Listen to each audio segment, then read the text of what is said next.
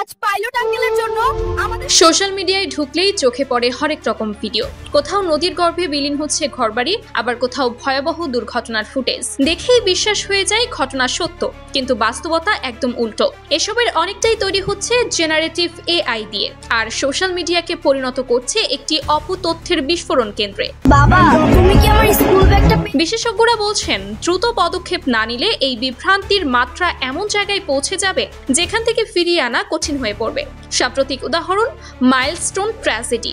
এই হৃদয় বিদারক ঘটনার পরপরই দেখা গেল জেনারেটিভ এআই ব্যবহার করে মৃতদের মুখে তুলে দেওয়া হচ্ছে জীবিতদের মতো কথা। তৈরি হচ্ছে এমন সব ছবি যা দেখে বোঝার উপায় নেই আসল না নকল।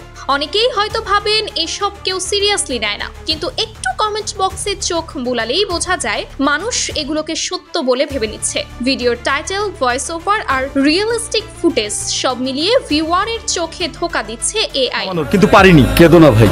আসলে গণযোগাযোগ বিশ্লেষক ডক্টর আফতাব হোসেন জানাচ্ছেন, ভুল তথ্য ছড়ায় সঠিক তথ্যের চেয়ে 6 গুণ দ্রুত গতিতে। আর যারা এসব তৈরি করে তারা নিজের তথ্য সুরক্ষার কথাও ভাবে না। তিনি আরো বলেন, জাতীয় পরিচয়পত্র বা সেনসিটিভ তথ্য যদি পাবলিক হয়ে যায় সেটা ভয়াবহ রকমের ঝুঁকি। তাই আমাদের জানা দরকার জেনারেটিভ এআই আসলে কিভাবে কাজ করে আর কি পরিমাণ তথ্য দেওয়া নিরাপদ।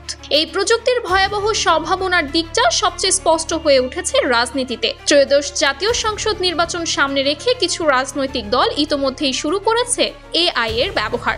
প্রধান নির্বাচন commissioner CEC AMM Nasir Uddin সতর্ক করে বলেন, এআই এর অপব্যবহার হতে পারে নির্বাচনের সবচেয়ে বড় চ্যালেঞ্জ।